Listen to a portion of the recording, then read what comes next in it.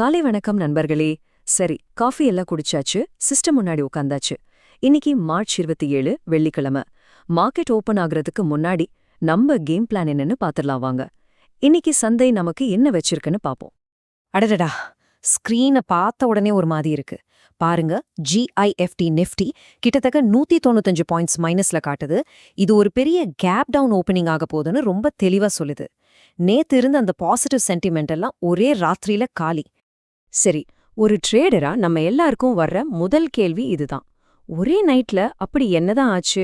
ஏன் இந்த திடீர் செறிவு? வாங்க கொஞ்சம் தோண்டி பாப்போம் என்ன காரணம்னு. இவ்ளோ பெரிய கேப் டவுனுக்கு நம்ம உள்நாட்டுல பெரிய நியூஸ் எதுவும் இல்ல. அப்போ காரணம் எங்க இருக்கு? நிச்சயமா குளோபல் மார்க்கெட்ல தான். இப்ப இந்த புவிசார் அரசியல் பிரச்சனைகளுக்கும் நம்ம நிஃப்டிக்கும் என்ன கனெக்ஷன் இருக்குன்னு பார்க்கலாம். இங்க பாருங்க, விஷயம் ரொம்ப சீரியஸா இருக்கு. மத்திய கிழக்குல பதட்டம் உச்சத்துக்கு போயிருக்கு.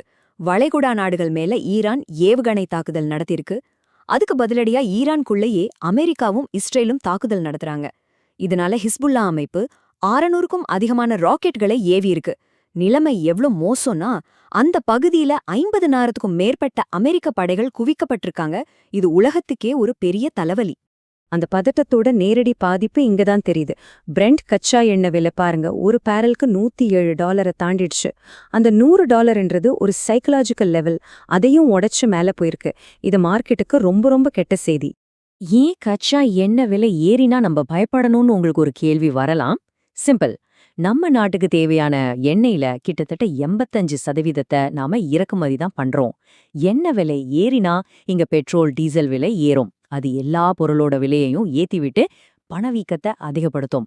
இது ஆட்டோ, ஏவியேஷன், பெயிண்ட்ஸ்னு பல முக்கியமான செக்டார்ஸை நேரடியா பாதிக்கும். இதனாலதான் நம்ம மார்க்கெட் இவ்ளோ பதட்டமா இருக்கு. சரி, குளோபல் கதை இப்படி இருக்கு. இப்ப நம்ம டெக்னிக்கல்ஸ்க்கு வருவோம். நம்ம நிஃப்டி சார்ட்ல இன்னைக்கு எந்த லெவல்ஸ் முக்கியம், எங்க சண்டை நடக்க போகுதுன்னு பார்க்கலாம் வாங்க. இதுதான் இன்னைக்கு நம்மோட போர்க்களம்.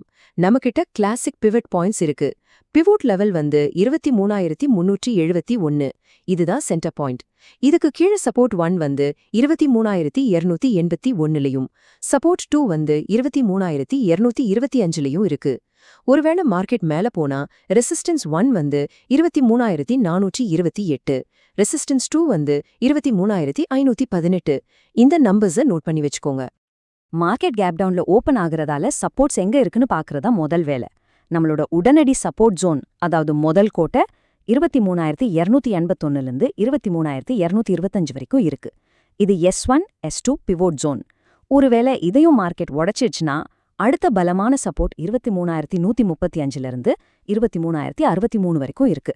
இந்த இடங்கள்ல பயஸ் ஆக்டிவாக வாய்ப்பு இருக்கு.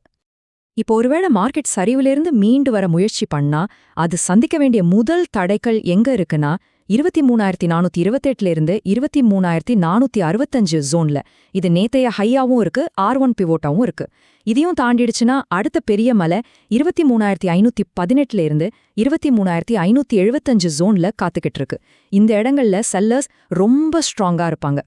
இம்பர்சனல் ஒப்பீனியன் கேட்டிங்கன்னா, மார்க்கெட்டோட சமீபத்திய மொமெண்டம் பார்க்கும்போது நான் இன்னும் புலிஷா தான் இருக்கேன். ஆனா இந்த பெரிய கேப் டவுன் நம்ம எல்லா கணக்கையும் மாத்திருச்சு. அதனால அவசரப்படாம மார்க்கெட் ஓபன் ஆனதும் முதல் 15 நிமிஷம் ரொம்ப கவனமா பார்க்கணும். அதுக்கப்புறம் தான் எந்த முடிவும் எடுக்கணும். சரி, இப்போ ரொம்ப முக்கியமான பகுதிக்கு வந்திருக்கோம். இந்த எல்லா டேட்டாவையும் ஒன்னா சேர்த்து இன்னைக்கு எப்படி ட்ரேட் பண்ணலான்னு ஒரு ஆக்ஷன் பிளானை ரெடி பண்ணுவோம் வாங்க. முதல்ல புல்லிஷ் செட்டப், அதாவது மார்க்கெட் மேல போகும்னு நம்பினா என்ன பண்ணணும்? மார்க்கெட் நம்மளோட சப்போர்ட் ஜோனான 23,225 டு 23,281க்கு வந்து அங்க ஒரு பாசிட்டிவ் சிக்னல் கொடுத்தா அது ஒரு நல்ல பையிங் ஆப்பர்ச்சுனிட்டி. ஸ்டாப் லாஸ் ரொம்ப முக்கியம். அது 23,135க்கு கீழே கண்டிப்பா வச்சுக்கணும். முதல் டார்கெட் 23,428, ரெண்டாவது டார்கெட் 23,518. ஒருவேளை மார்க்கெட் நம்ம நினைச்சதுக்கு மாறா நடந்தா அதுக்கு பேரிஷ் செட்டப். மார்க்கெட் மேல போய் நம்ம ரெசிஸ்டன்ஸ் ஜோனான 23,428, 23,465லிருந்து ரிஜெக்ட் ஆனா, அதாவது அங்க இருந்து திரும்ப ஆரம்பிச்சா அது ஒரு செல்லிங் ஆப்பர்ச்சுனிட்டி.